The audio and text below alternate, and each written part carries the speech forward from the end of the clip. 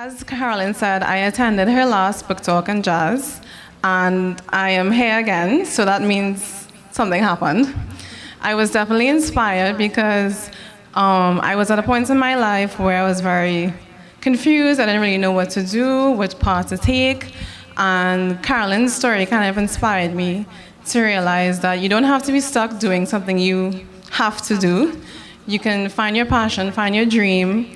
It may be difficult, it may be not the easiest, it may be financially challenging as well, but you should definitely follow your dream, work hard at it, and pursue your goals no matter what, no matter your age as well, no matter what your financial situation.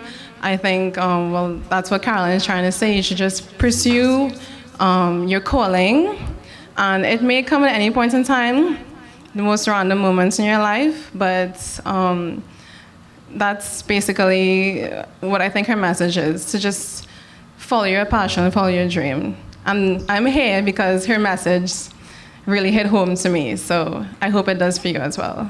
So enjoy your evening and enjoy your book talk and jazz. I had the privilege of meeting Carolyn at Internationals events, I believe, in February or March of this year.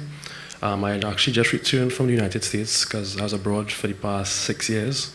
So it was a whole new readjustment into the country. So I came to Internations to meet new friends, and I met Carolyn the first time at Hilton event, and I was very inspired.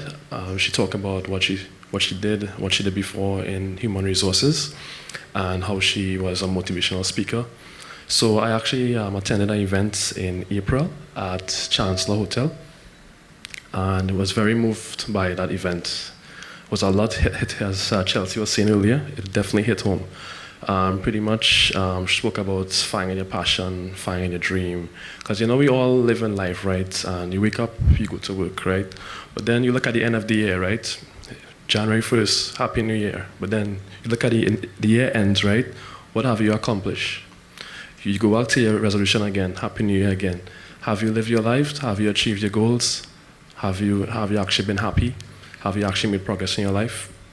So see people look at life, right? They count the digits, right, on their check. But what have you done? Have you achieved your goal? Do you want to have a family? Do you want to travel? We all have certain goals, right? And people come into our lives. So Carolyn definitely inspired me, basically showing that it's not about having that job. It's about having that job that definitely drives you, motivates you, right? Makes you make a difference in someone's lives, right? Because at the end of the day, God brought us here for a reason, right? When you meet the maker, the high power, he asks you, what have you done, right? I sent you down to earth to make a difference. What have you done to inspire the world to be a better place, right? It's not about just being born. It's about being happy, making a difference, and whatever goals you want to achieve, but also making a difference in the world, people's lives. You look at humanity, you look at world leaders, you want to say, what have those world leaders done to make the world a better place, right? It's not about the politics. What have they done to make the world a better place? So that's really what I think it got from Carolyn, being happy and making a difference in people's lives. But I am so grateful and so thankful to be here to experience this with Carolyn. Carolyn is such a passionate person for what she does. She's so amazing. She's so inspirational. Sometimes I don't think she realizes how inspirational she is. Look, I'm sure each of you are great at something, and people take it for granted. But I'm here to tell you that your talent is awesome. Your businesses are awesome. Carla, I see you. Everybody, you have the power to change lives and to elicit sadness and joy and laughter and inspiration. And that is how you give your life meaning, by doing something that you're really passionate about, that you really have a love for. The first book, in Fruits of Our Labor, I talk about the reasons we do jobs. How many of you can relate to this? Sometimes we do a job purely for an economic reason, to put food on the table, to support ourselves and our families. So we just work to get paid, to spend it, to go back home and get paid. And then we do it for socioeconomic reasons, for status reasons, because it's prestigious, because it's glamorous, because it'll give us popularity, to keep up with the Joneses. Sometimes we do jobs for those reasons because we think it's glamorous. And then when we get into it, we realize, it's long hours, the pay sucks, and so many other things. Then the third reason is for a parent to live vicariously through us. I went to this interview, and they were recruiting for the Hyatt Hotel, which was now opening in Trinidad. And I remember one of the recruiters, she said to me in this Dr. Phil voice, "Carolyn, so how do you feel when you wake up in the morning? Do you jump out of bed ready to begin your day?" And I think the first thing I did, the first mistake I made was pause too long. And then the second thing, back then I couldn't fake it very well. So I tweaked my answer to say, yes, I jump out of bed every morning. Well, she was trained to see right through me. Needless to say, I didn't get that job. And I went on vacation in lovely Tobago and came back to my HR job.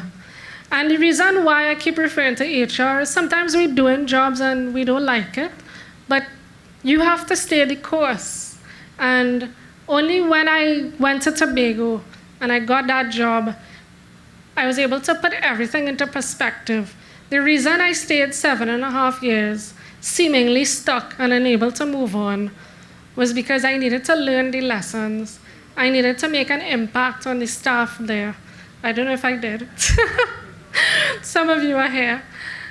I had to really go through the motions and realize why I was at that job. And that job prepared me, it toughened me up to come for the other things that were to come my way. So everything has a purpose, everything has a reason. I remember doing deliveries this week, and sometimes I'm trying to call people and I won't get them. And I'm driving, and instead of quarreling in my mind, I would say, everything happens for a reason. I keep repeating that in my mind. Everything happens for a reason. Everything happens for a reason. And the reason will be revealed to you. Like so many things, we get disappointments. In my book, I also talk about sometimes you don't get your child in a particular school. You don't get on mortgage you're waiting for. So many disappointments. But there's a reason for it. And don't curse God and say, why did that happen to me? Why did that person die? Why did that person leave my life? Why did that person disappoint me? There's a reason, and it will be revealed to you in time. Sure, but I believe that everyone will come out here today, those who are thinking what this event is about, like in my situation last time, and would leave here thinking, yes, I definitely understand where Carolyn was coming from, and I know what I have to about, I know what is my purpose, and will actually, as Carolyn said, be doing and stop dreaming, right? Do and stop dreaming.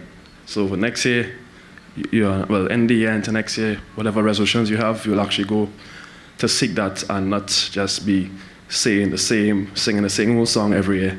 But can you feel the energy inside here? Yeah. Oh my God! I am sitting here feeling so inspired and so, I'm bursting with this energy. I just want to go outside and do something amazing. I just could not sit there anymore.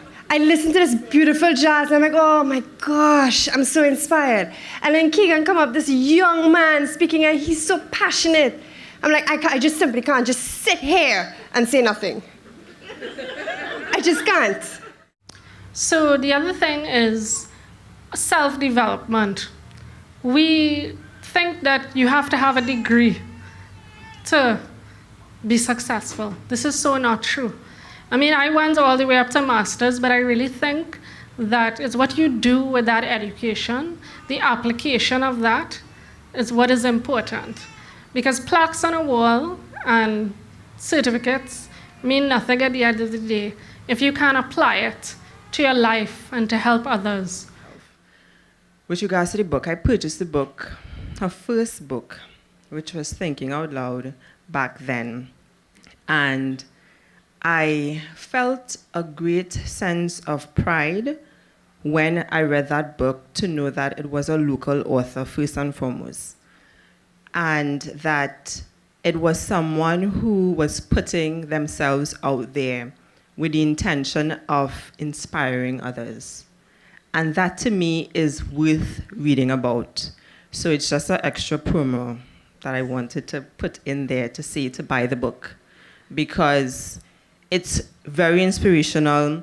Sometimes we think that, yeah, I know what my passion, I know what my purpose is, but there is always something added. There's always something that you can glean from someone else's experience. So I encourage you to purchase a book, whether or not it's for yourself. And I'm sure that you have friends and family who might be going through a little struggle right now in terms of, I don't know what I'm for, I don't know where I'm going, what direction I'm heading in. So purchase a book for them. I think that she has made such a lasting impact. She has spread her positivity to the universe, and the universe is giving back to her. So it's not as free. It's give it to the universe is giving back to you. So it's not free. I think it's a good thing that I can talk now at the end of tonight, because if there wasn't a theme for the night, I'd say it's passion. Everybody's nodding, so they agree. Because everybody who spoke was filled with passion. Even Patrice's singing, you can see she was filled with passion. Carolyn, it's understood, filled with passion. I think you are the embodiment of passion, actually, because I always bother her about it, because literally every time we meet a new person, she's like, hi, my name is Carolyn Correia. I have a book, and it's about XYZ, and you can come to my next book talk and jazz. She's the embodiment of passion.